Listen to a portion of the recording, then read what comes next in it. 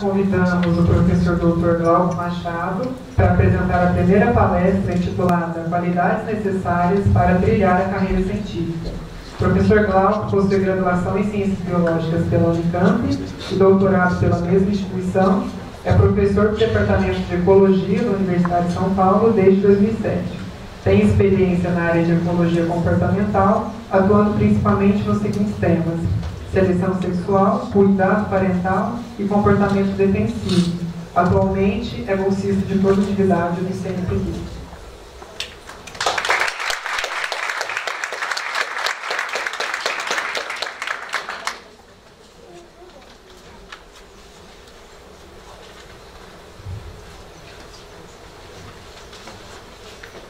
Vocês me ouvem no fundo? Sim. Maravilha. O professor de teatro vai ficar muito feliz por saber disso. Então, eu vou tentar não usar o microfone. Se vocês começarem a não ouvir a minha voz, aí vocês levantam a mão e eu passo a usar o microfone. Queria agradecer demais o convite de vocês para estar aqui hoje. Quando eu estava no terceiro ano da graduação, em 1996, para muitos de vocês é a mesma coisa que o Pleistoceno. Eu organizei na Unicamp uma semana de estudos. Na verdade, segundo a minha perspectiva pessoal, na época era uma versão 2.0 da semana de estudos que a gente tinha lá na biologia. Desde então, essa foi a minha primeira incursão no mundo de organizar eventos. No meu período de estudante, eu organizei 4 versões desse congresso. Muito feliz porque os estudantes de lá deram continuidade. E no ano passado eu tive o privilégio de voltar como convidado especial para esse congresso que eu inventei em 96. Foi super emocionante. Então, eu valorizo muito os congressos em geral organizados por estudantes. É um prazer enorme estar aqui. Queria agradecer também ao convite. Vocês podem apagar a luz para a gente poder desfrutar a foto do Varrinho em 1998?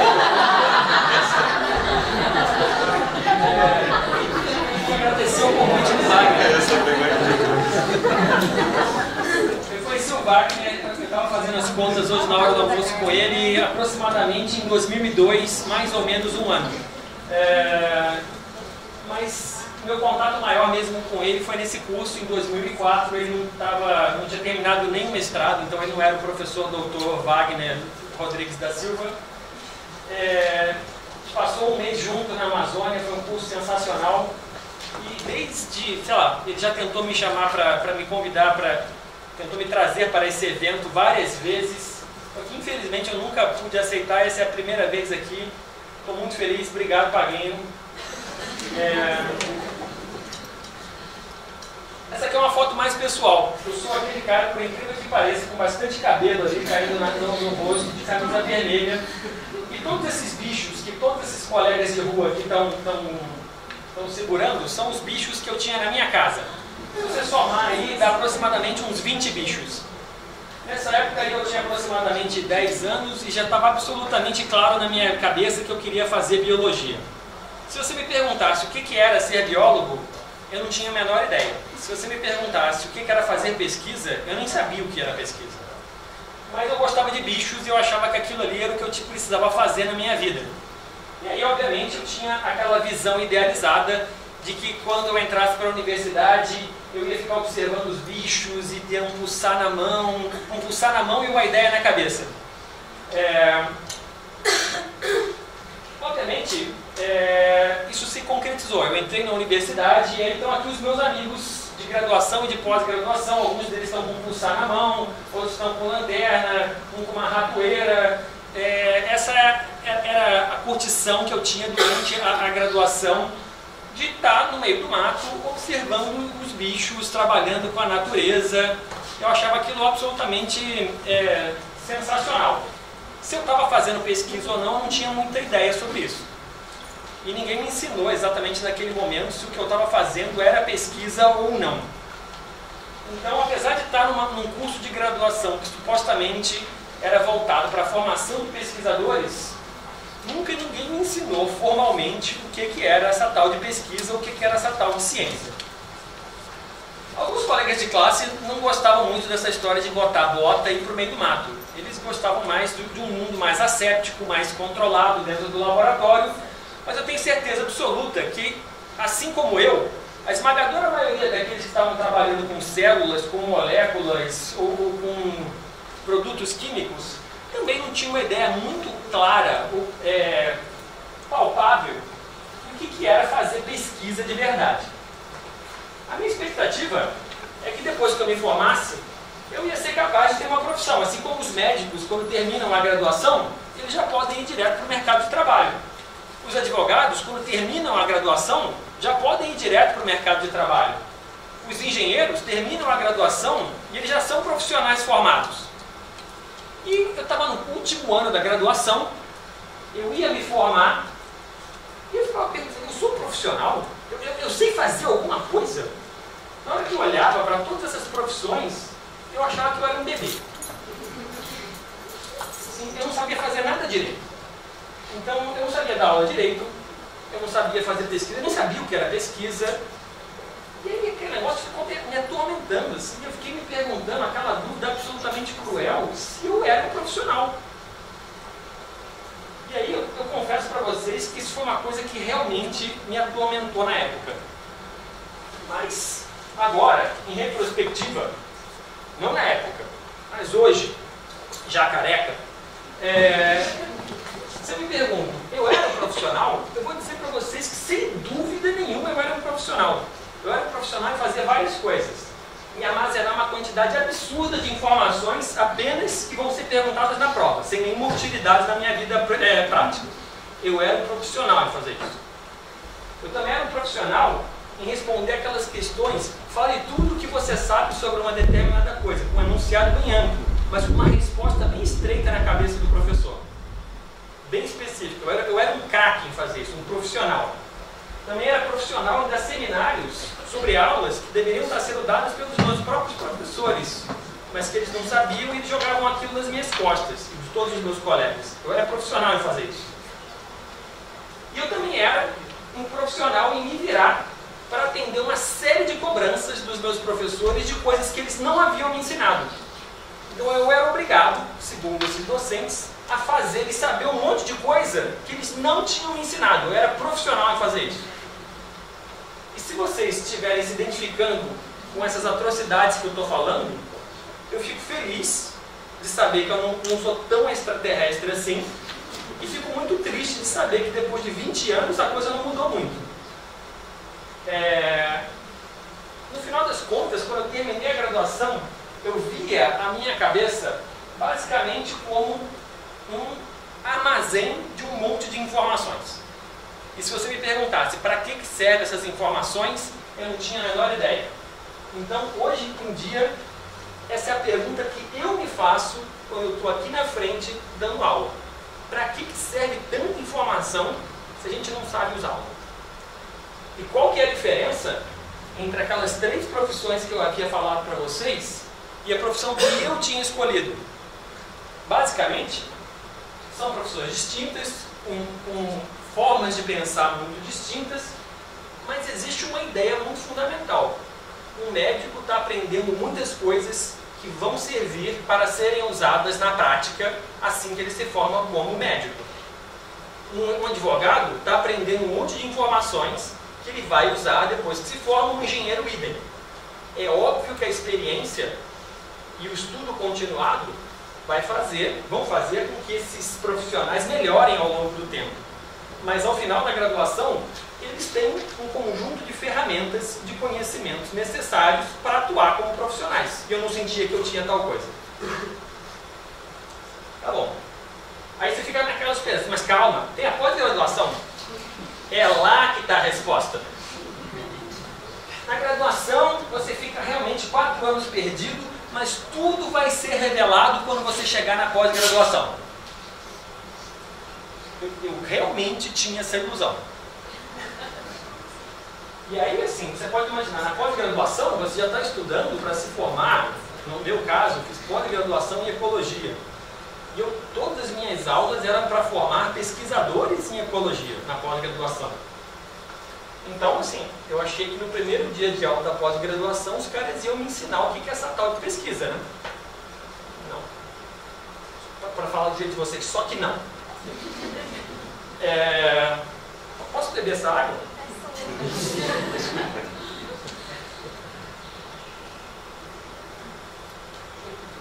Tá bom.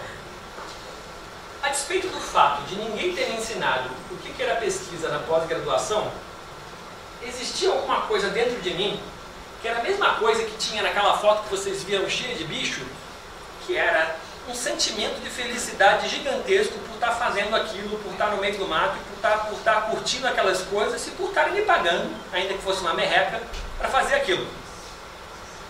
Então eu realmente, apesar de não ter uma ideia muito clara sobre o que era pesquisa, o que era ciência, a escolha de entrar na pós-graduação tinha totalmente a ver com o que eu queria para o meu futuro. Eu esperava me encontrar no meio do caminho. Em algum momento eu esperava ver a luz. Talvez a pós-graduação me ajudasse. Mas eu não tinha a menor dúvida de que esse aqui era o meu caminho. Infelizmente, isso não era a mesma perspectiva de vários colegas com os quais eu pude conviver naquela época. Naquela época, e especialmente hoje, quando o mercado de trabalho encolheu muito, muitas pessoas encaram na pós-graduação uma fonte de renda. Ou seja, entram, se comprometem a fazer essa tal de ciência que a gente ainda não sabe o que é, vão fazer pesquisa simplesmente porque aquilo ali parece um caminho natural. Eu terminei a graduação, não tenho emprego, não sei o que eu vou fazer da vida, acho que eu vou tentar fazer mestrado. E não se liga que no momento em que decide fazer mestrado, essa pessoa está empregando 2 anos da vida dela a uma atividade que é extremamente trabalhosa, extremamente especializada, que tem uma série de custos e uma série de benefícios que as pessoas não ponderam se de fato aquela merreca daquela bolsa que cai todo final de mês vale a pena todo aquele esforço e aquele investimento. Lembrando que se você não defende alguma coisa, qualquer coisa, depois de 2 anos, a cápsula do CNPq pede para você pagar o dinheiro de volta, então é arriscado. Ou seja, se você quer brincar disso, brinca direito e tenha algum produto que você possa defender no final de 2 anos. Então, esse caminho da conveniência de seguir por isso aqui, eu acho uma péssima ideia, eu não recomendo que vocês façam isso. Se vocês querem brincar disso aqui, de pós-graduação, brinquem sabendo o meio do mato que vocês estão se metendo. Mas a pergunta principal, e a que eu estou me propondo a responder hoje aqui na frente, não é o que é ciência, nem o que é fazer pesquisa. Isso aí, eu só espero plantar a semente da discórdia na cabeça de vocês para que vocês encham o saco dos professores de vocês sobre o que é isso. A pergunta que eu pretendo responder hoje aqui na frente é: quais são as características necessárias se a gente quer brincar de fazer pesquisa? Eu imagino que a maior parte de vocês está no início da graduação ou está ao longo da graduação e vocês podem se perguntar se vocês querem brincar disso, já começar a experimentar na graduação, e se vocês gostarem dessa brincadeira ao longo da graduação, se vale a pena continuar na forma de uma pós-graduação para ser um pesquisador, para seguir a vida acadêmica. Aqui eu quero fazer um parêntese super importante, que toda vez que eu dou essa palestra, as pessoas me interpretam equivocadamente. Eu não estou dizendo para vocês que a carreira científica e acadêmica é o único destino que vocês podem ter ao fazer biologia, tudo bem? O que eu estou querendo dizer é, se você escolher esse caminho, estas são as qualidades que você precisa ter para trilhá-lo, ok? É condicional. Você pode ser profundamente feliz dando aula, indo para uma empresa, ou mesmo usando o que você aprendeu aqui para mudar completamente de profissão, mas aproveitando a bagagem que você ganhou fazendo biologia. Você é livre para escolher qual é o seu melhor destino. Se você quiser fazer pesquisa, eu vou falar agora sobre algumas qualidades que são importantes para você ser bem sucedido. E aqui eu vou começar descaradamente citando esse sujeito aqui, o Edward Wilson. Eu não sei quantos de vocês conhecem ou já ouviram falar, mas ele é um biólogo super importante. Ele agora está aposentado em Harvard, escreveu vários livros e é um cara super importante porque ele propôs um monte de teorias importantes, entre elas a biogeografia de ilhas. Ele criou uma nova área de conhecimento que é a sociobiologia. É um cara super engajado em conservação. foi um dos propositores do termo biodiversidade, ou seja, é um cara super importante em biologia como um todo, independentemente da área. E segundo ele, você precisa de ter 5 características para ser um bom pesquisador. Essas 5 características são profundamente marcantes porque o meu orientador de pós-graduação fez pós-doc com o Wilson e ele tinha essas 5 características grudadas na parte de dentro da porta do laboratório dele. Então, durante 6 anos de convivência naquele laboratório, eu li essas frases todos os dias. Isso ficou imprentado na minha alma. Então, a primeira delas é a capacidade de suportar trabalho intenso.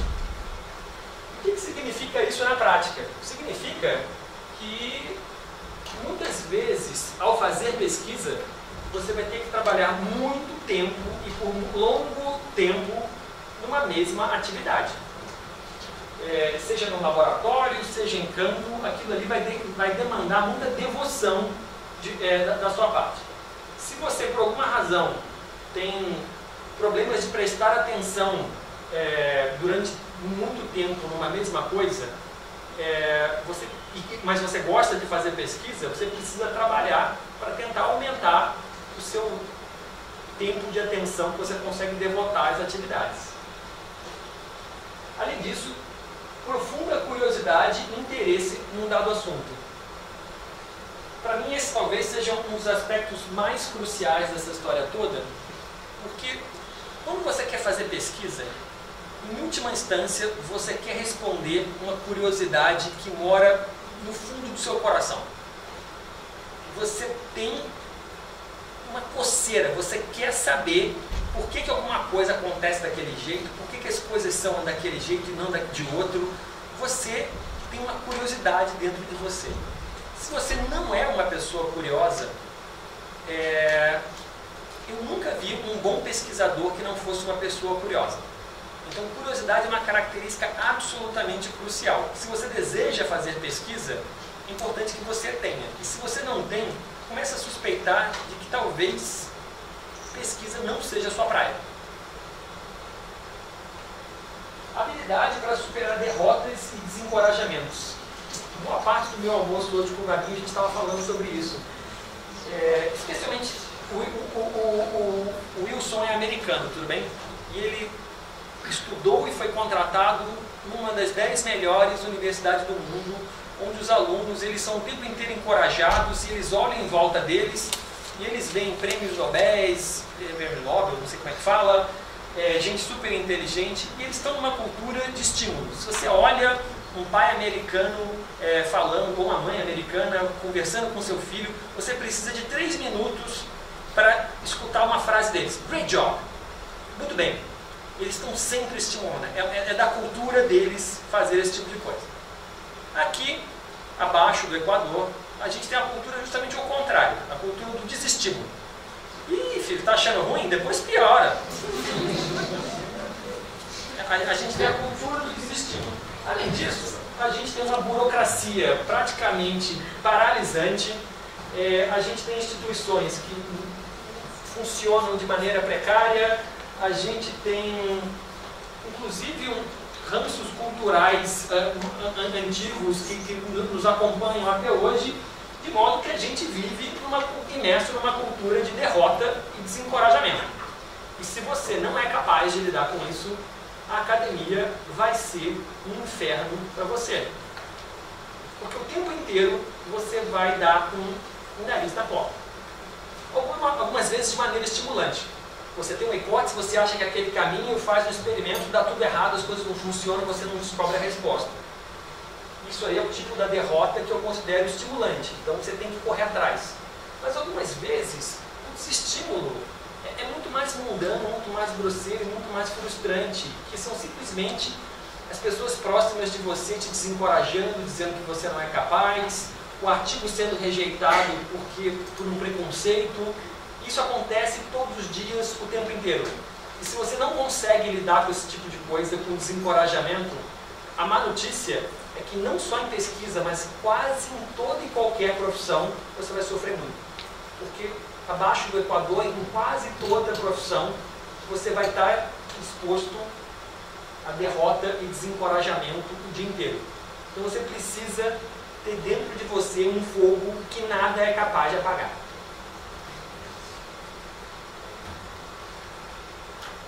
Inteligência moderada, isso aqui era a coisa que mais me motivava. Se ao mesmo tempo eu achava que a profunda curiosidade era uma coisa legal, eu me enxergava naquilo ali, na hora que eu li aquele quarto ponto, eu falei assim, tenho alguma chance. Porque todo mundo, especialmente os nossos pais e os nossos avós, acham que para ser pesquisador você precisa ser um gênio. Eu não tenho a menor dúvida que muitos de nós, quando começaram, então, quando a gente entrou na universidade, a gente tinha essa ideia profundamente entranhada dentro da gente. Para ser pesquisador e para ser bem sucedido, eu preciso ser um gênio. E o tio Wilson aqui disse para a gente que você precisa de inteligência moderada, que a genialidade não é necessária. Isso é sensacional, eu vou falar um pouquinho mais sobre isso ali na frente. E por fim, o que me parece mais difícil, que eu demorei talvez 15 anos da minha vida para aprender, se é que eu aprendi, é a capacidade de distinguir boas ideias de más ideias, a fim de evitar desperdício de tempo e de dinheiro, obviamente, em projetos infrutíferos. Ou seja, saber em quais projetos ou em quais ideias a gente deve investir o nosso tempo e o nosso dinheiro, que são recursos limitados. Isso aqui é o aprendizado máximo, não é à toa que é a última capacidade que está ali, talvez seja aquela que demande mais amadurecimento. Como eu disse, esses 5 pontos aqui marcaram profundamente a minha vida, mas depois que eu mesmo amadureci, de que eu mesmo comecei a me ver como pesquisador e comecei a orientar outras pessoas, comecei a agregar outros pontos. Então, eu posso acrescentar outros 5 pontos que talvez falem mais próximos a uma realidade mais tropical, a nossa realidade. A primeira delas é a capacidade de ouvir as pessoas aliada à independência de raciocínio e de tomada de decisões. Eu conheci ao longo da minha vida pessoas que tinham todas aquelas 5 características que o Wilson falou, mas eram profundamente arrogantes e jamais escutavam nenhum tipo de conselho ou sugestão ou comentário feito por outras pessoas. E esse tipo de arrogância fez com que ao longo do caminho essas pessoas acabassem ficando para trás.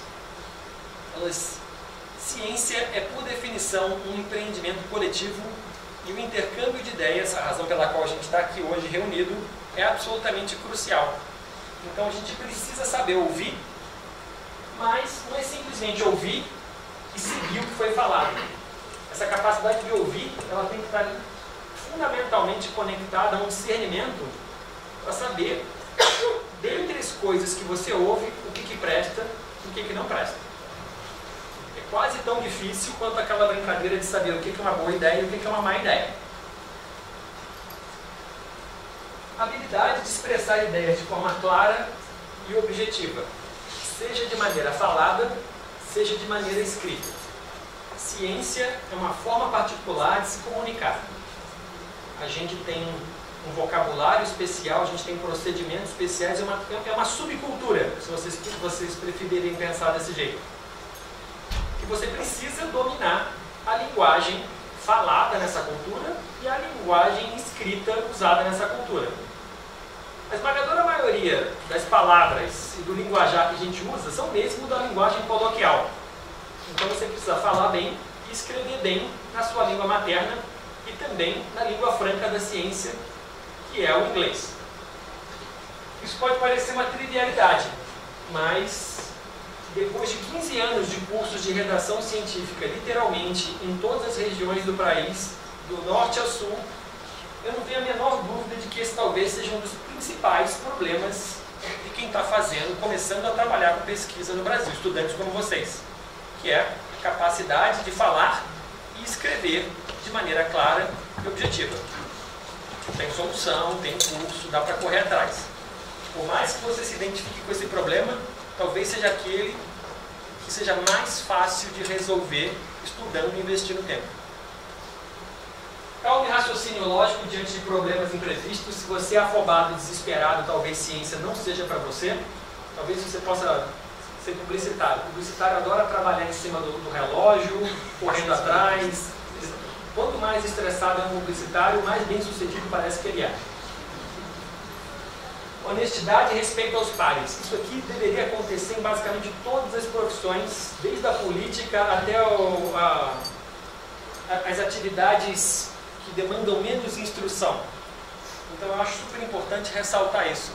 Especialmente num período, num momento histórico como é o nosso, que a gente está vivendo nesse momento, em que a cobrança por produção em cima dos pesquisadores é muito grande e tem um monte de gente abrindo mão da honestidade para incrementar a sua produção, inventando dado, roubando dado, cometendo uma série de fraudes. Isso acontece todos os dias, o tempo inteiro. Então é super importante que você seja honesto e respeite os seus pares. E por fim, organização e disciplina. Eu diria que organização e disciplina deveria ser o ponto número 1, porque absolutamente nada do que eu disse até agora é possível se você não tiver o mínimo de organização e o mínimo de disciplina. Em ciência, uma coisa que é super importante é o seguinte, e que talvez seja uma das minhas principais preocupações como orientador. Na hora que um aluno vai para um orientado, chega na minha sala para a gente conversar, eu preciso confiar que o dado que está numa planilha de Excel, ele de fato foi coletado de maneira correta. E a melhor maneira que eu tenho de saber se aquele dado foi coletado de maneira correta ou não, é confiar na capacidade de organização e na disciplina do meu aluno.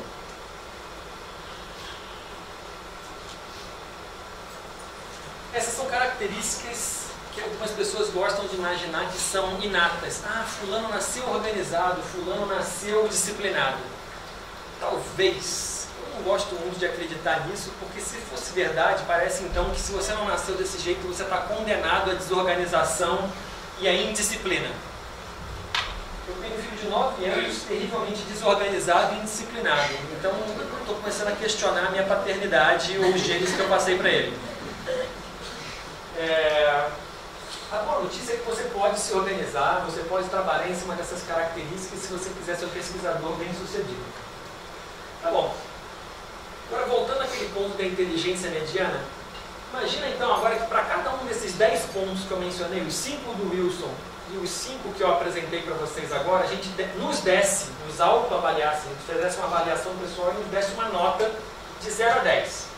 Na minha capacidade de resistir a desestímulos, eu sou um nota 5.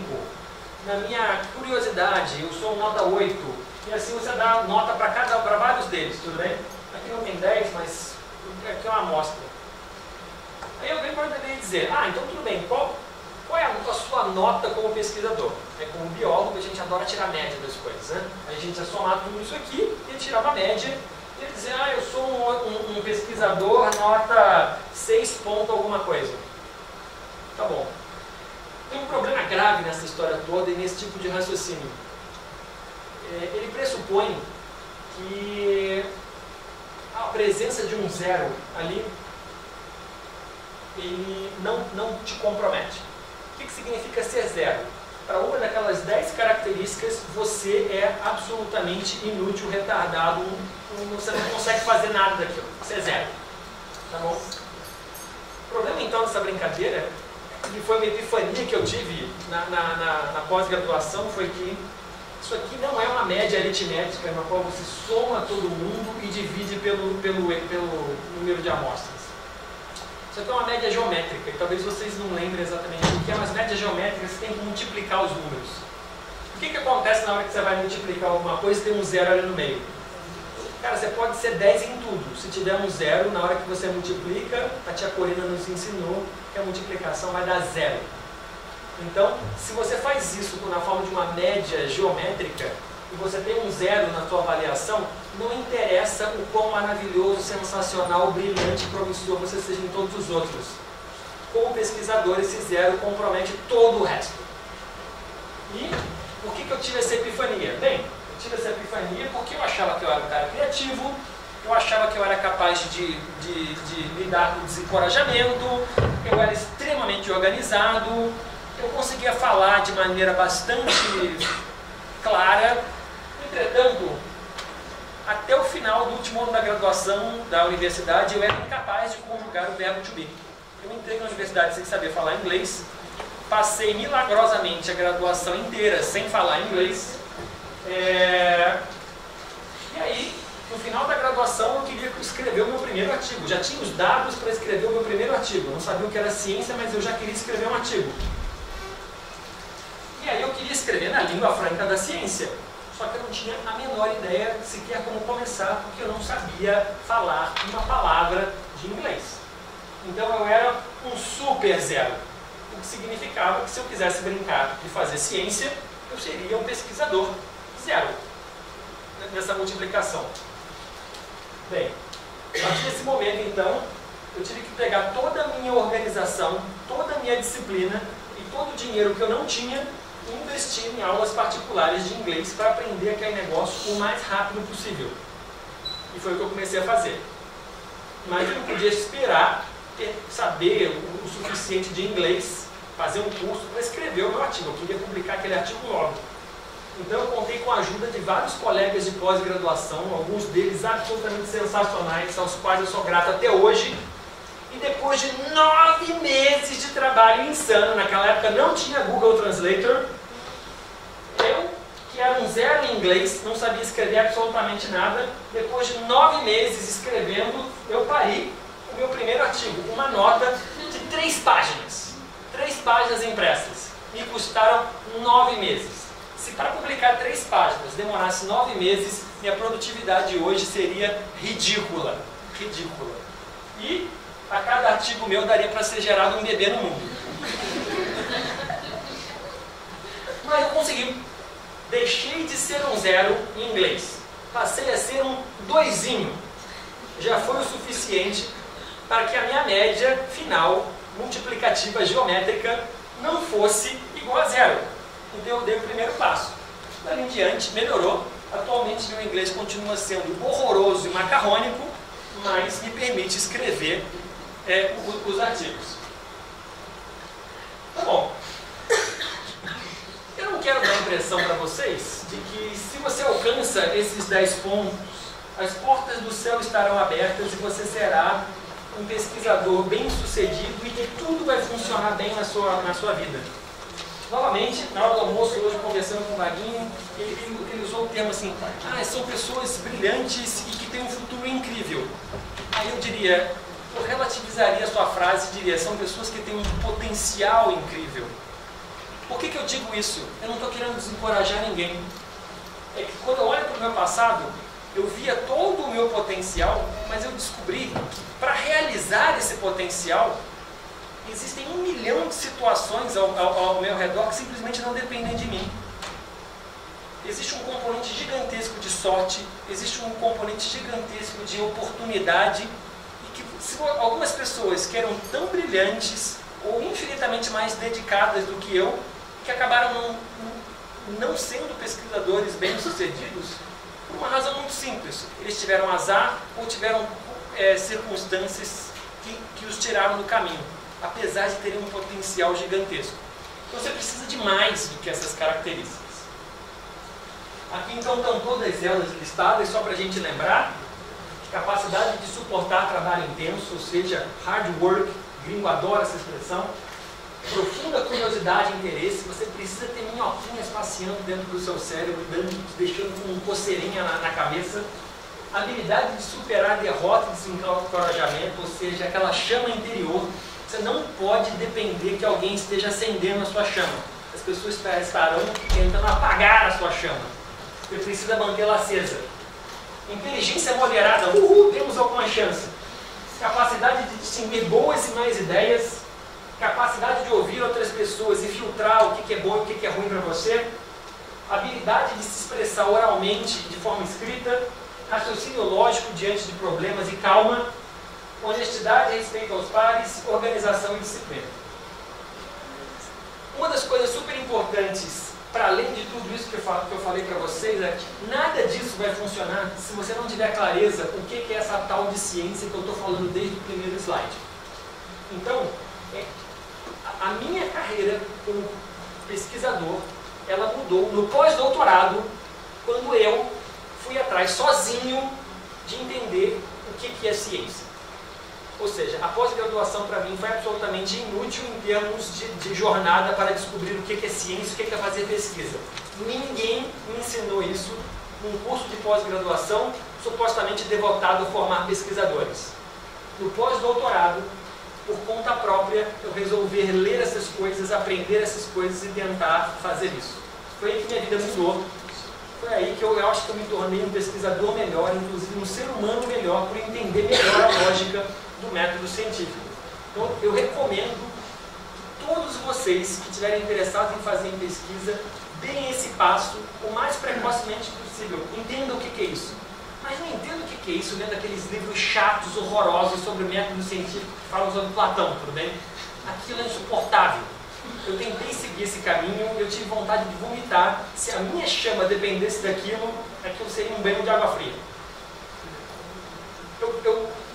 Muito humildemente, eu dou uma sugestão para vocês. Aqui embaixo tem o endereço da minha página do curso de redação científica e lá tem todo o material.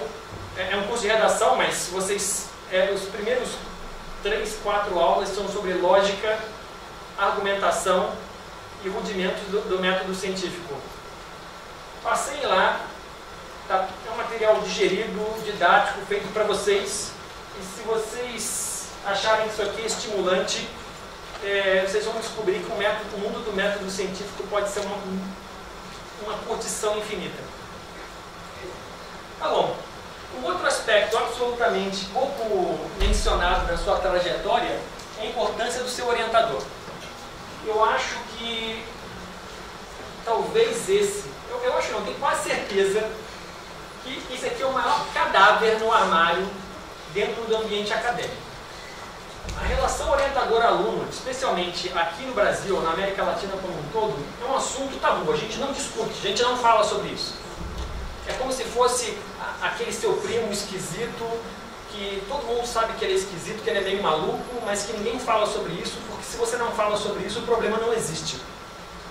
Então, a relação orientador-aluno é um dilema gigantesco na academia nacional. Primeiro porque as nossas instituições de pesquisa, de ensino e pesquisa, elas são muito novas. A gente não teve tempo ainda de polir bem essas relações. Segundo, porque a gente vive num ambiente acadêmico infinitamente mais informal do que as instituições mais consolidadas. Então, as relações entre professores e alunos, o profissional e o pessoal se misturam loucamente, a gente ainda não tem muita clareza sobre essas coisas. Eu poderia continuar seguindo aqui falando sobre a origem desse problema. Eu não estou interessado em saber como esse problema começou, como ele se perpetuou. Só quero chamar a atenção para vocês que isso aqui é um problema. Escolher um orientador talvez seja a decisão mais importante que vocês vão fazer se vocês querem seguir a carreira científica. Eu vou repetir. Escolher um orientador é a decisão mais importante que vocês vão fazer se vocês quiserem seguir a carreira científica. Querem que eu repita mais uma vez? Tem que tentar? Tá bom, né? Por que isso é importante? Porque lá fora, dos cursos de graduação, dos cursos de pós-graduação, ninguém vai ensinar para vocês o que é ciência, o que é pesquisa, o que é um bom pesquisador. E basicamente, se você tiver o mínimo de contato com isso, vai ser por via do orientador. Então, isso aqui é a sua única chance de chegar ao mínimo de compreensão, pelo menos para ter um exemplo do que fazer direito. A má notícia é que a disponibilidade de bons orientadores lá fora, independentemente da área, é extremamente escassa. O que eu vou mostrar para vocês aqui agora não é inventado, tudo bem? O que eu vou mostrar para vocês aqui agora é baseado na minha própria experiência conversando com alunos do Brasil inteiro. Abandono talvez seja a principal reclamação dos alunos em relação aos seus respectivos orientadores. Ou seja, alguém que ganha para dar apoio a esses alunos e basicamente não faz isso. É como se fosse criação extensiva de gado. Pega, coloca um pasto, joga o gado lá e deixa ele se virar sozinho. E depois de um tempo volta para abater, para colher alguma coisa daquele aluno.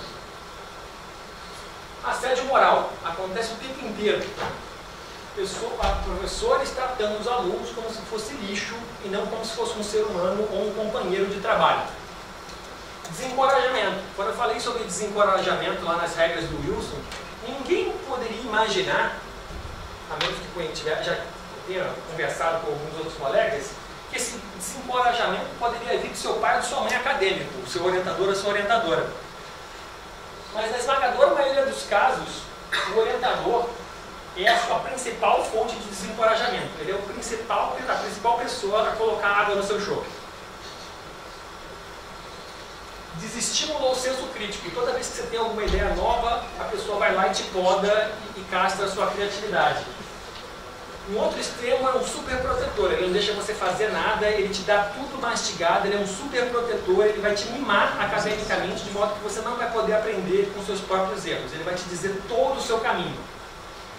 Trabalho forçado. Isso aqui acontece especialmente com os alunos de graduação. Você entra no laboratório, o cara fala assim, eu posso até te orientar, mas antes você vai ter que fazer trabalhos forçados. Ele não vai dizer trabalhos forçados, obviamente. Mas ele vai te colocar para lavar vidro e fazer um monte de outras atividades que ninguém mais quer fazer. Esse aí é o seu passaporte para o maravilhoso mundo da ciência. E você vai achar que isso é natural. Ou seja, para chegar lá eu tenho que trabalhar como escravo antes. Assédio sexual acontece o tempo inteiro. Roubo de dados, roubo de ideias e agressão física. É menos comum, mas acontece também. Eu tenho relatos pessoais e eu já vi acontecendo. Então, isso aqui é um mundo que você pode se deparar lá fora se você escolher mal. Eu não estou dizendo que 100% das pessoas lá se comportam desse jeito. Se eu achasse que 100% das pessoas lá fora são desse jeito, eu não estaria aqui agora. Provavelmente eu estaria com uma escopeta tentando matar essas pessoas lá fora. Tem um monte de gente bacana, mas a gente precisa saber como encontrar essas pessoas bacanas. E para mim é absolutamente surpreendente como vocês, especialmente a geração de vocês, é absolutamente não treinada em fazer isso. Vocês avaliam tudo. Vocês dão nota para o restaurante, vocês dão nota para o apartamento onde vocês foram, vocês dão nota para o motorista da porra do Uber que vocês andaram. Mas vocês estão defecando, se locomovendo para avaliar o seu futuro orientador, que é a decisão mais importante que vocês podem fazer se vocês forem seguir a carreira acadêmica. Vocês tomam essa decisão de olho fechado. Tinha um programa do Silvio Santos antigamente, em que uma pessoa, uma criança, entrava numa cabinezinha e botava um tapa-ouvido nela. E aí ele ficava lá de fora, toda vez que acendia uma luzinha, a criança tinha que gritar sim ou não. E aí esse sim ou não era para trocar coisa. Ele tinha acabado de ganhar uma Ferrari. Aí o Silvio Santos perguntava, você quer trocar essa Ferrari por um papel higiênico usado? Aí a criança, sim! Ele não estava vendo nem ouvindo nada. E ele tomava a decisão baseada nisso. É igualzinho vocês escolhendo o orientador. Igualzinho. Igualzinho. Vocês vão tomar a decisão mais importante da vida de vocês e vocês não tomam nenhum tipo de conhecimento sobre a qualidade daquele indivíduo como ser humano e como pesquisador. E sabe uma coisa muito bizarra? Também tem os casos de negação. Eu já ouvi literalmente dezenas de pessoas dizendo, não, o problema está com os alunos. Esse cara trata essas pessoas desse jeito porque esses meus coleguinhas aqui são os retardados, mas comigo vai ser diferente. Isso aqui parece a síndrome da mulher que casa com o espancador. Não, o problema era com as mulheres com quem ele casava antes, ele espancou todas. Elas eram todas umas malucas. Mas comigo vai ser diferente, ele não vai bater em mim. É a mesma coisa. É você colocar a culpa na vítima. Igualzinho, igualzinho. Então aqui uma coisa super importante, está sendo duro ouvir isso? Eu queria profundamente que alguém tivesse me dito isso quando eu estava. Não que meu orientador fosse ruim, tive um orientador sensacional. Mas saber essas coisas precocemente é a melhor maneira que a gente tem de evitar cair nesse campo minado. Tá bom. Então tem 4 passos para você escolher um bom orientador. Eu vou chamar de acessar, que é investigar, o apoio que ele vai te dar, o match, como se fosse um Tinder acadêmico, e a tutoria. Aliás, vocês avaliam esse negócio também, mas não avaliam o orientador.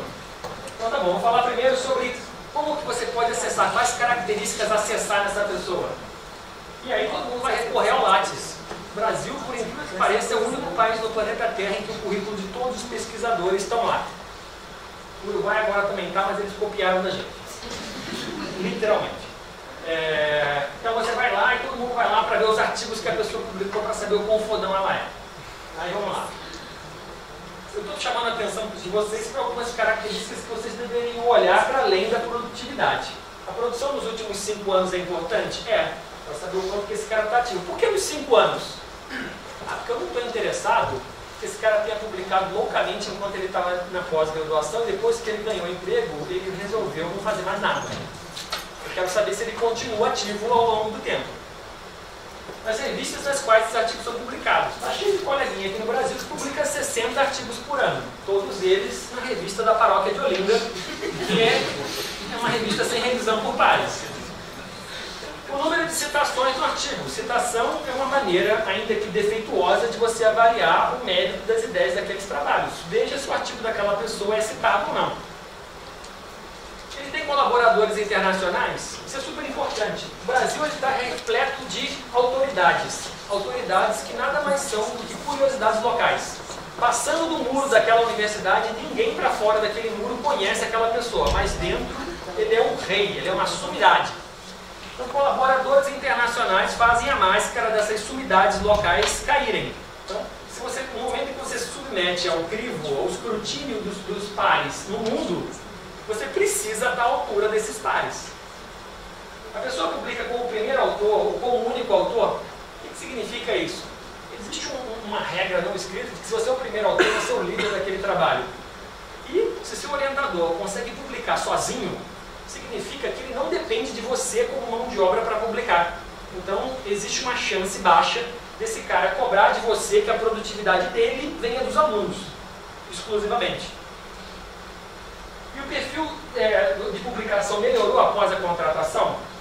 Uma coisa que acontece, especialmente nas universidades do Brasil, é que depois que você é contratado, os seus coleguinhas muito gentilmente te dão 60 horas de aula por semana, que é o melhor que você pode fazer para estimular um colega que está entrando na universidade, né? Ele não tem laboratório, ele não tem grupo de pesquisa, mas pô, pega aí mês 60 horas de aula aí e faz isso aí. Então, depois que você entra, é normal que sua produtividade caia por um período de 2, 3, às vezes 4 anos.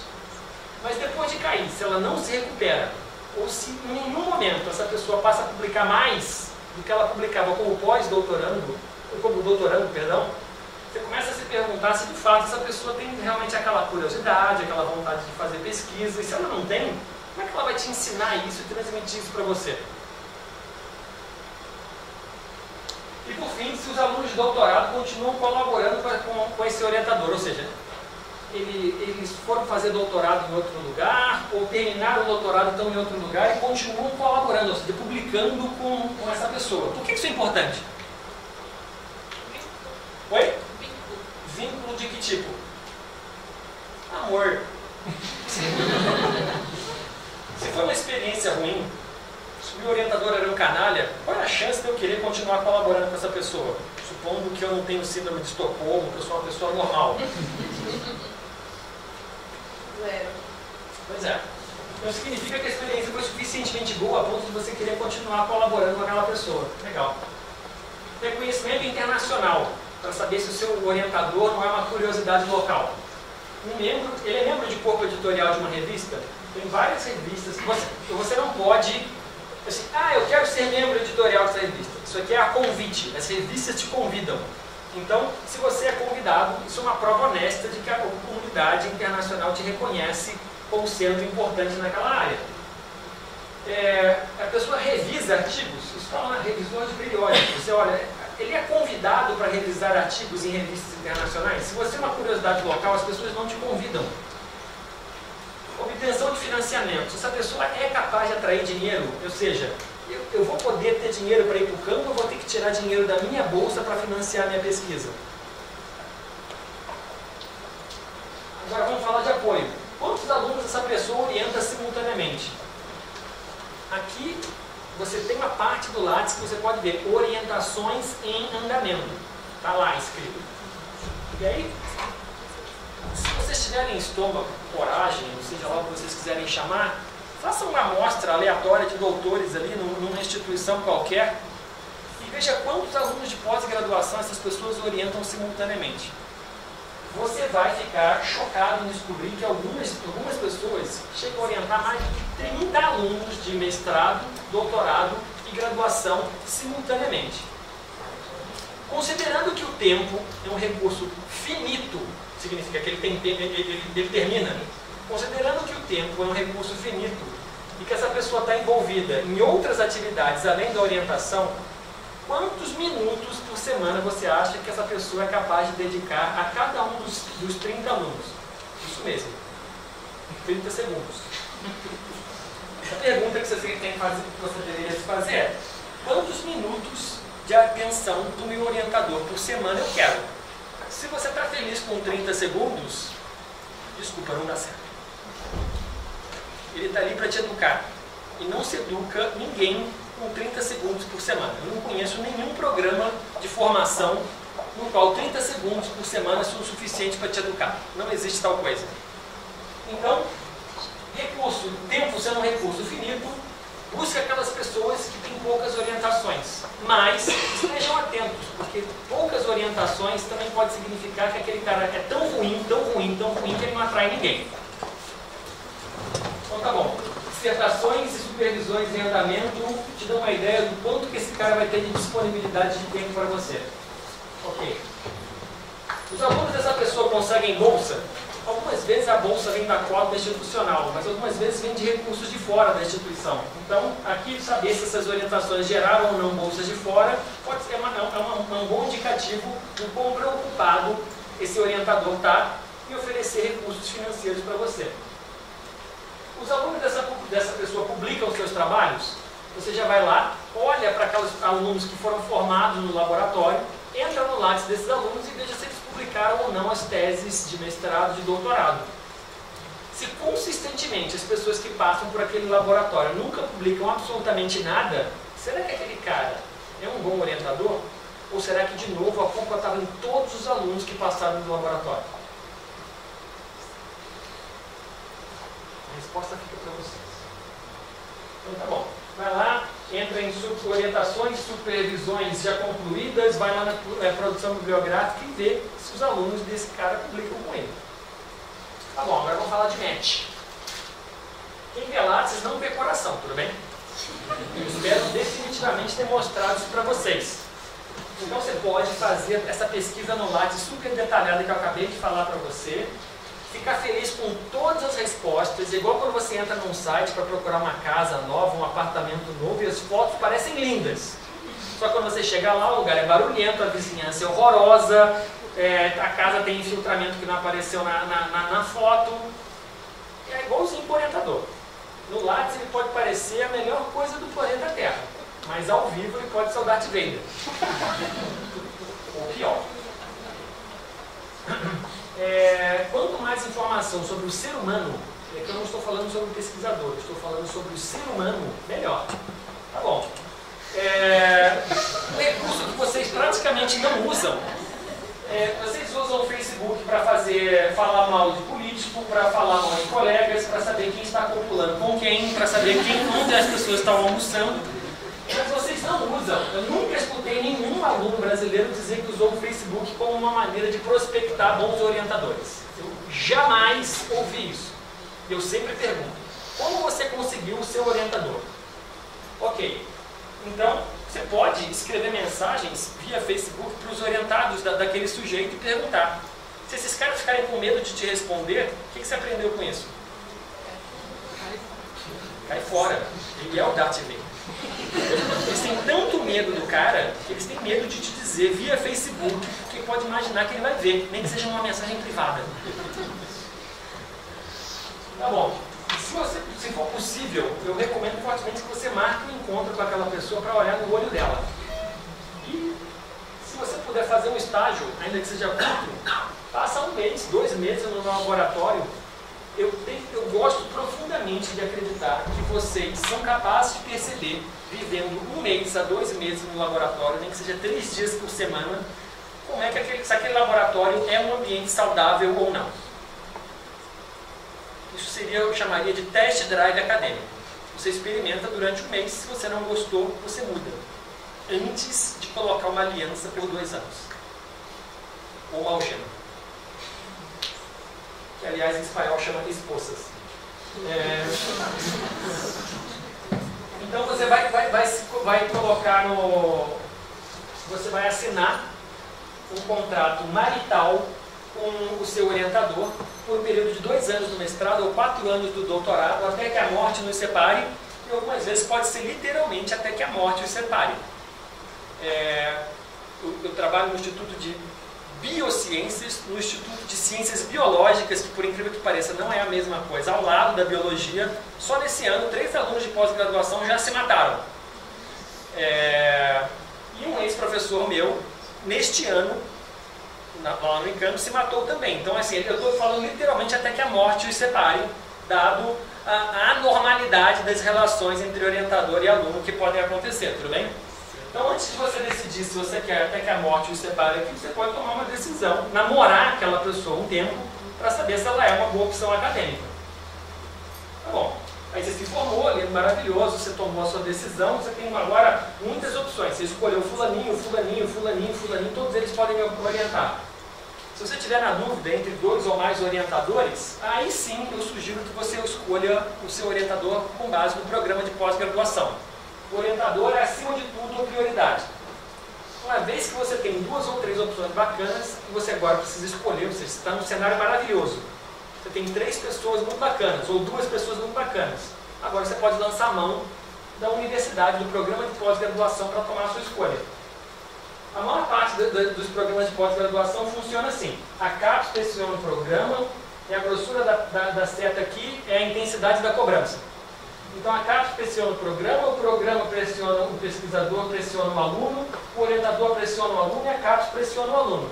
Onde toda a pressão desemboca? Isso mesmo, no aluno. Isso aqui é um programa de pós-graduação típico, onde literalmente, na cadeia de comando, a merda vai descendo e cai toda na cabeça do aluno de pós-graduação. E ele fica carregando todo o peso do mundo nas costas. Isso é um sistema totalmente anômalo, errado, que começa com os critérios de avaliação da CAPES, passa intrinsecamente pelos programas de pós-graduação e pelo sujeito que você escolheu aqui. Eu estou garantindo que esse sujeito aqui agora você soube escolher decente. Mas você precisa imaginar, a CAPES ninguém vai mudar, tudo bem, sinto muito. Pelo menos não no nosso tempo de vida. Mas a pós-graduação pode mudar, você pode escolher. Então, supondo que você escolheu um indivíduo bacana, agora presta atenção nessa parte, nesse componente aqui. Porque se você escolher um indivíduo saudável e agora você escolhe um programa de pós-graduação saudável, a chance de você tirar o mundo das suas costas aumenta muito. Então tá bom. Como é que você escolhe um programa de pós-graduação? Cara, olha quantas disciplinas o programa oferece. Isso é crucial, o cardápio. É igualzinho ir no restaurante. Olha para lá e vê o cardápio. Se só tem uma opção de comida, mal. Você precisa ter um cardápio variado. Tem disciplina sobre teoria? Eu vou aprender teoria nesse programa? Crucial. Tem disciplina instrumental, método científico, redação científica, análise estatística, planejamento de dados, ou seja, disciplinas que vão me dar instrumentação. Você precisa ter um cardápio variado. O seu programa precisa te dar essas coisas. Ele possui um comitê de acompanhamento, ou seja, além do seu orientador, você tem apoio de mais gente. Isso é super importante também. Qual é o destino dos egressos? Ou seja, imagina que um programa de pós-graduação ele é uma fábrica de profissionais. Qual é a melhor maneira de você saber se essa fábrica está funcionando ou não? Pega o produto que está saindo do outro lado, como se fosse pão, e vê a qualidade do pão. Então aqui a gente olha para a qualidade dos egressos. Os alunos que fizeram mestrado ali, onde eles estão fazendo doutorado? Eles foram para instituições melhores ou piores? E os de doutorado, que fizeram doutorado lá, estão empregados? Onde eles estão empregados? Isso é fácil. Quase todos os programas de pós-graduação têm páginas de egresso na internet. O programa tem uma boa infraestrutura, eu vou ter internet de qualidade, vou ter laboratório bem equipado, as salas são amplas e confortáveis, ninguém trabalha sem infraestrutura. Dá uma olhada nessas coisas. E qual que é a avaliação do programa junto à CAPES? Não se preocupe exclusivamente com a nota. Leia atentamente a proposta do programa. Todos os programas vão ter lá a proposta do programa. Leia aquilo lá. Converse com os alunos de pós-graduação. Usem a porcaria do Facebook para o bem. Conversem com os alunos. eles vão ter menos problemas de falar sobre os defeitos do programa de pós-graduação, porque pós-graduação é uma entidade abstrata, ele não está personificado no Darth Vader do orientador. Então as pessoas vão ficar muito mais língua solta para falar se o programa de pós-graduação é bom ou ruim, sobre suas qualidades e defeitos. Usem a ferramenta. Tá bom, para terminar, queria chamar a atenção que o mestrado não é o último passo da sua carreira. Se você se decepcionou com o mestrado, eu escutei muito, eu estou decepcionado com a academia porque o meu mestrado foi uma bosta. Desculpa, você está decepcionado com o seu orientador, com o seu programa de pós-graduação, com entidades mais palpáveis. A academia não existe, a academia é uma construção humana. Então você está decepcionado com as coisas com as quais você teve contato. E se você teve contato com coisas ruins, não culpe a ciência, coitada dela, ou a pesquisa, por conta das experiências terríveis que você teve e pelas escolhas que você fez.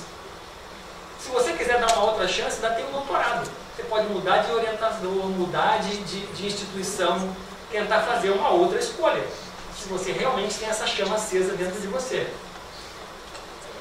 Tem a possibilidade de fazer doutorado direto. Vocês estão olhando para um estúpido débil mental aqui na frente que fez isso. E todos os dias eu me arrependo por isso e eu dou 20 chibatadas nas minhas costas por ter sido idiota de ter feito isso. Porque é terrível. Porque só tem desvantagem. Eu ganhei menos tempo de bolsa, eu me formei com 26 anos de idade e fui fazer concurso. Eu ainda tinha cabelo. Eles olhavam para aquela criança ali na hora de fazer concurso, me faziam meia dúzia de perguntas, e por mais sensacionais que fossem as minhas respostas, e talvez elas não fossem, tenho quase certeza que não eram, assim, eu vou dar emprego para essa criança, ele nem tem estabilidade emocional ainda. E obviamente, então eu demorei muito tempo para conseguir emprego, simplesmente eu não conseguia convencer, eu sempre ficava em segundo colocado. É óbvio, eu entendo. Eu não me daria emprego naquela época. Você ganha menos tempo de bolsa, você está imaturo, você estuda menos, você não muda de instituição, você não muda de orientador. É uma cagada gigantesca. Fazer o mestrado, fazer o doutorado, é dar passos naturais. É não dar um passo maior do que a sua perna. Isso é super importante. Essa transição, esse ritual de passagem é muito importante academicamente. E se você resolveu fazer doutorado, lembra, cara, o mundo é grande, é bem grande. E está cheio, se nada te prende no Brasil, se você não tem marido, namorado, filho, se você está disposto a vazar, que esse é o melhor momento na história do Brasil para sair daqui. A sua chance de conseguir bolsa no Brasil aqui está próxima de zero. É infinitamente mais fácil você conseguir uma bolsa numa universidade de ponta entre as 10 melhores do mundo do que conseguir uma bolsa para fazer mestrado ou doutorado aqui no Brasil. Ou seja, você está num país periférico com a possibilidade minúscula de conseguir bolsas. Você pode ir para o centro da pesquisa no universo com a possibilidade de conseguir a melhor bolsa do mundo. Pergunta de $1 milhão é: por que alguém ficaria aqui? Por quê? Ou seja, ir para fora pode ser uma coisa maravilhosa. Tem milhões de vantagens de você fazer doutorado fora. Você tem um ambiente intelectual estimulante, você vai olhar ao redor e você vai se achar a pessoa mais burra da sala. Eu não consigo imaginar um estímulo melhor do que isso. Se você olha a mim em volta e fala assim, cara, eu sou o cara mais inteligente dessa sala, qual que é o estímulo para você melhorar? Eu sou o maior peixe do aquário. Assim, você só vai realmente melhorar quando você olhar em volta e falar assim, caramba, eu tenho que comer ainda muito capim para chegar na altura desses caras. Você vai ter um conjunto maravilhoso de disciplinas, especialmente se você for para universidades dos Estados Unidos, na Europa e na Nova Zelândia, na Austrália, não tem disciplina. Tem uma infraestrutura sensacional, uma formação de uma rede de colaboração internacional, isso é muito legal. Você vai ganhar mais projeção no cenário internacional, as pessoas vão te conhecer mais facilmente, e na hora de você fazer concurso, você sem dúvida nenhuma tem vantagem porque você teve experiência internacional. Aí 200 anos depois, você fez graduação, mestrado, doutorado, pós-doutorado, você está na hora de você escolher o que você quer fazer da vida, se você vai para o emprego na universidade, no instituto de pesquisa, ou se você vai fazer outro pós-doutorado ou pós-doutorado, imaginando que você queira fazer só em pesquisa, né? Bem, primeira vez que eu dei essa palestra, essa tricotomia aqui era uma opção, agora não é mais, não tem mais emprego. Então você faz o que você consegue fazer e dá graças a Deus com o que você conseguir, basicamente. Mas obviamente tem características diferentes entre essas três áreas. O doutorado é o sonho, né? você passa a maior parte do tempo fazendo pesquisa, que é a barrinha vermelha, você dá aula se você quiser, você orienta se você quiser, e você faz outras atividades diletantes que você gosta muito e você pode dedicar zero do seu tempo à burocracia. Se você vira um professor numa universidade, seu tempo de pesquisa vai diminuir muito, sua carga de docência vai aumentar muito, seu tempo de orientação vai aumentar muito, sua carga burocrática vai ser muito maior do que você gostaria que fosse, e esses outros aqui envolvem qualquer coisa, inclusive varrer o seu próprio laboratório, algumas vezes.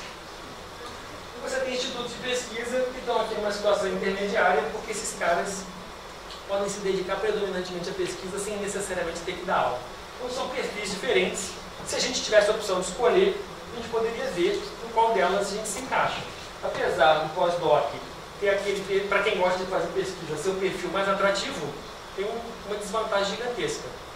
É periódico.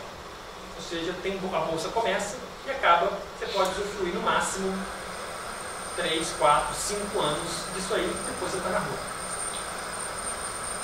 Tá bom. Queria terminar com 2 mensagens. Alguns pesquisadores ficam milionários, principalmente se eles montam agências de inovação, se eles partem para áreas mais tecnológicas. Mas se você faz pesquisa básica, se aquilo te dá alegria, muito provavelmente você não vai ficar milionário. Tudo bem? Se você realmente quiser ficar milionário, para começar, você escolheu a profissão errada. Você deveria ter escolhido outro curso. Então, se seu plano é ficar milionário, seu erro já começou no vestibular e eu sinto muito. Ainda não tem muito mudar. Mas eu posso dizer uma coisa, cara. Eu nasci num morro no Rio de Janeiro. O lugar era uma merda. Assim, eu não posso descrever para vocês o quanto aquilo era horrível. Atualmente eu conheço 20 países, eu tenho a minha casa, eu tenho meu carro. Eu tenho uma vida bastante confortável.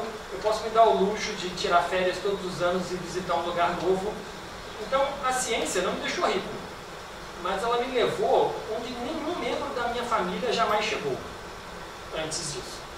Então isso parece assim, quando eu olho para as minhas irmãs ou para os meus primos que estudaram muito menos do que eu, a ciência e fazer pesquisa e estar na universidade me levou muito, muito, muito mais longe do que qualquer um deles. E a segunda coisa é, alguns dos meus primos são infinitamente mais ricos do que eu jamais serei. Mas todos eles, inequivocamente, já ouvi de todos eles, falam assim, sexta-feira eu fecho a minha gaveta, eu desligo meu computador e eu saio correndo daquilo lá porque eu odeio o que eu faço.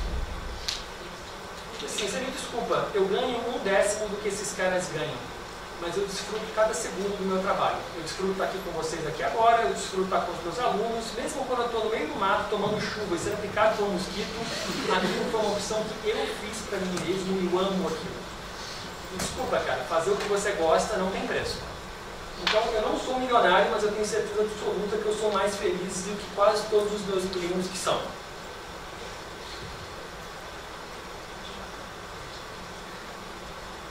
Por fim, meu penúltimo slide é quase tudo do que eu disse aqui agora está colocado de maneira atrativa, brilhante, fácil, escrito para vocês, que é nesse livro chamado Sobrevivendo na Ciência.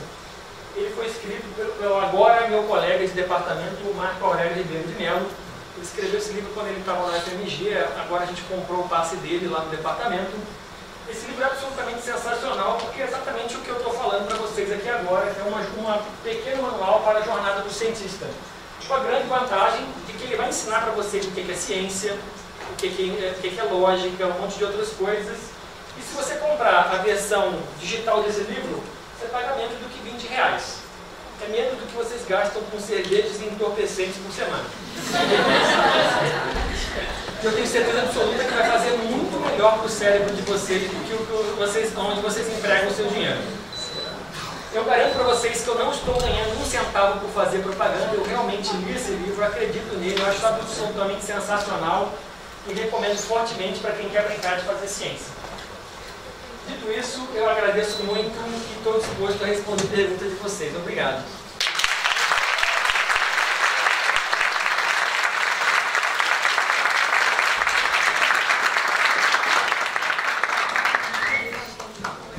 Eu peço desculpa pelas palavras, eu não empolgo às vezes.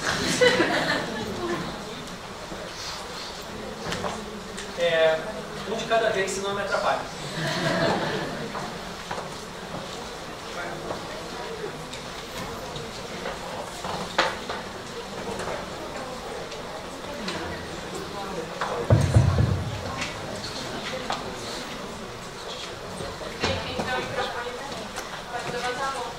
Você gastou muito dinheiro para me trazer aqui, aproveita.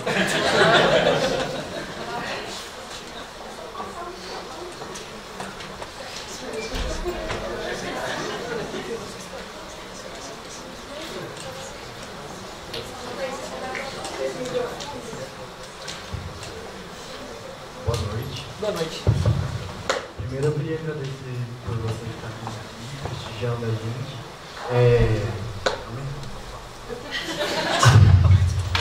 E a minha pergunta é em cargo de, às vezes, você disse no âmbito do mestrado, do doutorado, como que pode estar sendo essa orientação? E com questão de iniciação científica, essas coisas? O orientador talvez seja ainda mais importante para você na iniciação científica, porque vamos imaginar o que significa iniciação científica, né? A sua iniciação à ciência. Se a sua iniciação à ciência é uma experiência traumática, qual é a probabilidade de você continuar nisso? Baixa. Então, a iniciação científica é o seu baile de debutante, cara. Você quer lembrar, você quer ter boas lembranças daquilo. Eu realmente foquei no mestrado e no doutorado porque em muitas universidades é bem difícil você ter um programa de iniciação científica consolidado, com bolsa, com uma oferta vasta de orientadores. Então, na maior parte das instituições do Brasil, eu vou considerar que essa suposta iniciação científica não é nem um test drive, é uma brincadeirinha. Você tá ali desfrutando do dia a dia, mas aquilo ali não é um treinamento sério ou um treinamento verossímil, se você preferir, do dia a dia de fazer pesquisa, tudo bem? Agora, se você está numa instituição em que tem bolsas de iniciação científica, ofertas de orientadores, tudo isso, o mesmo critério que eu falei aqui para pós-graduação deveria se aplicar, talvez ainda com mais ênfase, aos orientadores de iniciação científica, tudo bem? Não muda nada. Fala, Flor.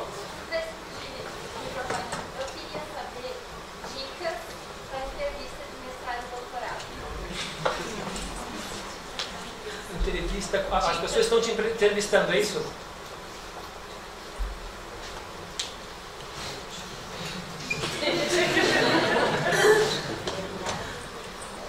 Flor, eu sou coordenador do programa de pós-graduação de ecologia na instituição na qual eu trabalho. E eu sou convidado a dar o meu curso de redação científica, como eu disse, literalmente no Brasil inteiro. Quem me convida são os coordenadores dos programas de pós-graduação. Então, pelo menos na área de ecologia, zoologia e botânica, eu tive contato muito facilmente aí com coisa de 30, 40 coordenadores de pós-graduação. Como eu fico uma semana nessas instituições, e durante essa semana eu sou ciceroneado pelo coordenador de pós-graduação, eu tenho amplas oportunidades de conversar com as pessoas sobre como funcionam os programas de pós-graduação, pelo menos na área de ecologia, tudo bem? E a má notícia que eu tenho para te dar é que não existe nenhuma uniformidade, nenhum princípio geral ou absolutamente nada que possa ser tomado como se fosse uma regra. Cada programa é um programa com uma série de particularidades ou maluquices, se você analisar mais profundamente. Em relação ao exame de ingresso, por exemplo, uns têm entrevista, os outros não têm, uns têm exame de inglês, outros não têm. A variação é absurda. E mesmo dentro de cada programa, o meu programa de pós-graduação tinha entrevistas, tudo bem? E eu era radicalmente contra as entrevistas. Por quê? No ano, eu sujeito A, B e C fazer entrevistas. A, B e C eram muito bonzinhos. Todo mundo passava e tirava nota alta na entrevista, independentemente do que estava dizendo. No ano seguinte, o sujeito F, G e H, que eram todos Darth Vaders, faziam a entrevista e só os alunos dele passavam. Então, mesmo dentro do meu próprio programa, entre um ano e outro, não havia nenhuma consistência, nenhuma regra em relação à entrevista. Então eu não posso te dar, infelizmente, nenhuma dica sobre como se comportar. O que eu posso te dizer são princípios muito elementares. Não minta.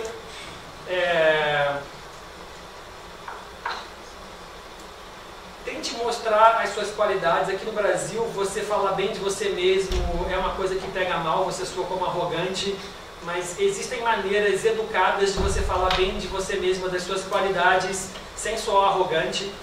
Lembrando que a arrogância está nos ouvidos de quem ouve, não na boca de quem fala.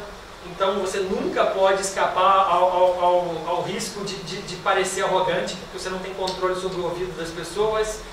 Mas eu não tenho nenhuma dica útil para te dar, a menos te chamar a atenção de que a heterogeneidade do que existe lá fora é tão grotesca, tão grotesca, tão grotesca, que não existe nenhuma forma de se preparar com 100% de segurança.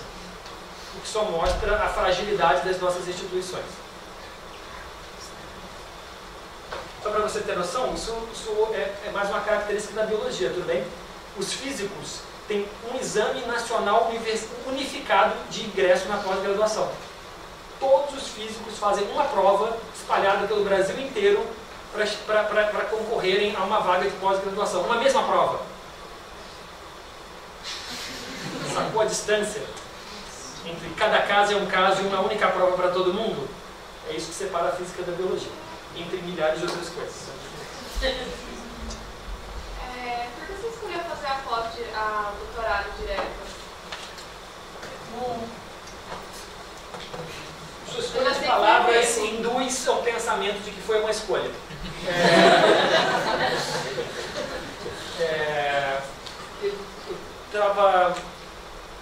Para localizar as coisas, tudo bem? Eu entrei no mestrado oficialmente em 1998, que foi o ano em que a CAPES começou o sistema de avaliação das pós-graduações.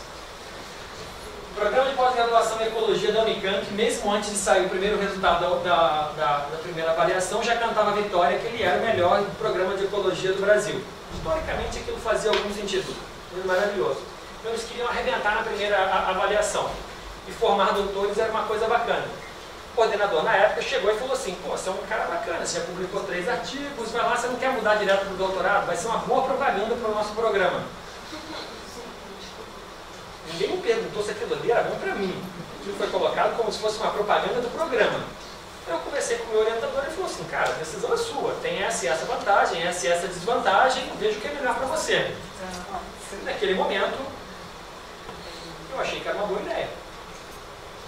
Com 20 e poucos anos, 22 anos, eu tive que tomar a segunda decisão mais importante da minha vida. A primeira foi fazer biologia, e a segunda foi pular direto para o doutorado. Eu achei que aquilo ali era uma ótima ideia. Se eu acertei completamente em fazer biologia, hoje eu sou uma pessoa feliz, eu errei completamente em fazer doutorado direto naquela época. Mas a maturidade para perceber isso só veio 10 anos depois.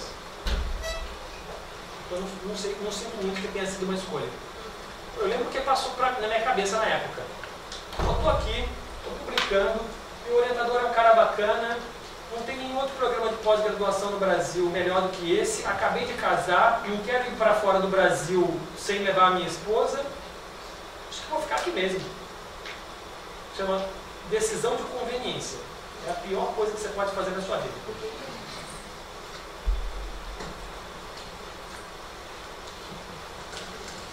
Eu conheci alguém com uma curiosidade que não seja colocada, são pessoas que têm curiosidade sobre várias coisas, sobre política, sobre literatura, e não tem curiosidade colocada sobre a área dela. Foi visto ser literária, e se você conhece a pessoa, o que você conhece sobre essas pessoas? Esse perfil que você chama, eu tive um pós-doc mexicano, um cara muito bacana chamado Roberto Munguia. Ele chamava esse tipo de pessoa de renascentista. Os renascentistas, né, como você pensa em Da Vinci, assim, eram caras que faziam tudo, né? Eles eram filósofos, engenheiros, matemáticos, físicos, naturalistas. Então ele chamava essas pessoas com esses interesses amplos de renascentistas. Os renascentistas são pessoas absolutamente sensacionais de se conversar. No meu departamento eu tenho um. E bater um papo com esse cara é uma experiência realmente prazerosa. Eu não gostaria de me orientar com ele, porque ele não tem nenhum foco. E ele, então, definitivamente transmite, não ensina o foco para os alunos dele. Ele publica muito menos do que ele poderia publicar, e ele é um cara que tende a procurar pelo em ovo. Por ter uma cultura gigantesca, ele tem uma tendência a tornar as coisas mais complicadas do que elas de fato são. Então, eu não estou dizendo para você se tornar um super especialista. Isso não é desejável. Você pode ser bem sucedido como super especialista. Eu, apesar de trabalhar com ecologia comportamental, me interesso por várias outras áreas, e se você for na minha biblioteca pessoal, na minha casa, a última coisa que você vai encontrar é um livro de biologia lá. Eu li pra caramba sobre história, Segunda Guerra Mundial, sociologia, criminalidade, mas eu tento manter o meu foco numa linha de pesquisa clara. Isso é bom para mim, é bom para os meus alunos. Quando você for avaliado por um órgão de pesquisa, São Paulo a gente é avaliado pela FAPESP, que é um órgão super rigoroso em relação à sua avaliação. E aí um dos critérios é, o seu orientador, ou você, se você for avaliado por um projeto de pesquisa seu, você tem uma linha de pesquisa clara e uma produção clara nessa área? Se você é um renascentista, vai ser difícil, né? Ou seja, o cara publica com tudo. E aí é difícil ter uma linha de pesquisa clara. Você está sendo prejudicado por esses interesses muito amplos. Especialmente no começo da sua carreira, eu recomendo fortemente que você tenha foco. Depois que você tiver muitos empregos, muitos orientados, se você quiser virar um renascentista, o preço é mais baixo. Como faz a proporção ao longo da sua vida acadêmica do tempo que você destinava a ler sobre essas coisas que não eram fortes da profissional? Essa é a pergunta de $1 milhão, cara. Eu acho que o problema de vários colegas hoje que eu vejo que são pessoas infelizes na academia é porque eles gerenciam muito mal o tempo deles. Então, organização e disciplina, que são características fundamentais para uma vida acadêmica na pesquisa bacana, elas precisam funcionar aqui de maneira absolutamente cristalina e rigorosa. Então, eu tenho 2 colegas de departamento que têm filosofias muito parecidas com as minhas, e basicamente todos os meus dias são cronometrados. Cara. Se você me perguntar o que eu vou estar fazendo na quarta-feira que vem às 10 horas da manhã, eu sei te dizer o que é. E obviamente tem plano para o semestre, tem plano para o ano e tem plano para daqui a 2, 3, 4 anos. E você precisa saber, você é o dono do seu tempo, tudo bem? Quando alguém te pede para revisar um artigo para uma revista e você disse sim, não venha colocar a culpa na revista de que você está sobrecarregado. Você disse o sim. Se você está sobrecarregado, diga não. Na hora que a pessoa te chama para ir para uma defesa de tese, você não está. Aquilo lá não é condução coercitiva da Polícia Federal. Você disse sim para participar da banca porque você quis. Então depois não venha dizer que você está sem tempo para fazer outras coisas porque você está lendo a porrada da tese. Você disse sim. Então você é adulto, arque com as consequências dos seus atos. Cada sim que você diz significa menos tempo para outras coisas. Quais são as suas prioridades? Essa pergunta não sou eu que respondo, você que responde. E aí você responde as suas prioridades e você cria o seu cronograma de acordo com elas. Isso não significa virar um umbigão, tudo bem? Está cheio de colega meu no departamento que é umbigão. Eles criam a própria agenda de prioridades e que se ferre o mundo. Eu vou dizer não para tudo, eu não faço nada pelos outros, eu só faço outras coisas para mim. Entre você ser um umbigão e ser um renascentista, existe um meio termo desejável. Fala, Flor. Ter esses interesses muito diversos, eu acho que é um pouco ao contrário do que eu aprendo na universidade. São professores que têm um foco muito específico. Às vezes você foge um pouquinho do que eles querem fazer na pesquisa e você não consegue se adequar. Você acha que a gente deve procurar outros orientadores ou a gente tem que se adequar do que o profissional quer que você escolheu?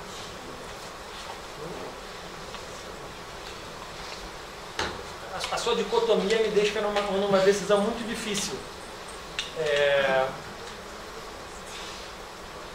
Tem muitos condicionantes, tem muitos seis nessa história. Se o seu orientador mega especializado é um profissional sensacional, é um ser humano sensacional, e você tem uma possibilidade de aprender coisas sensacionais com ele, talvez valha a pena pagar o preço de fazer alguma coisa especializada para poder trilhar um caminho bonito, produtivo e dar os primeiros passos da sua iniciação ser boa, ser um bom baile de debutante.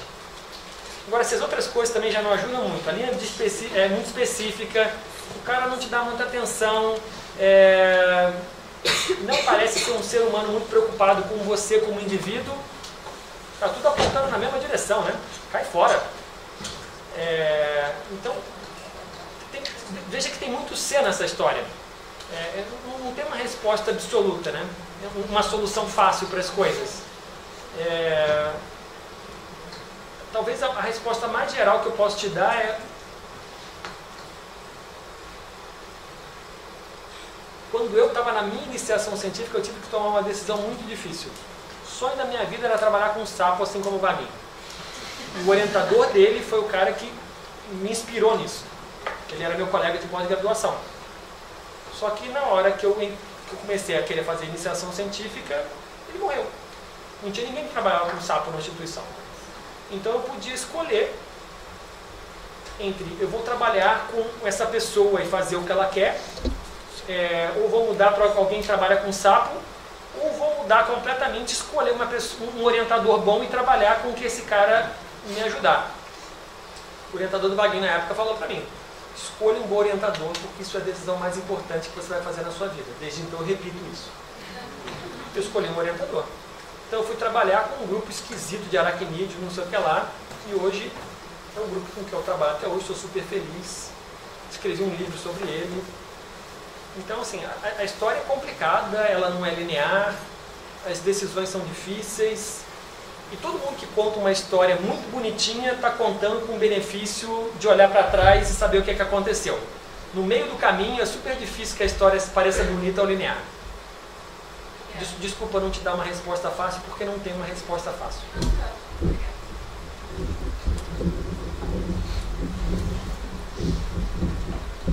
Vocês ainda não pagaram minha passagem.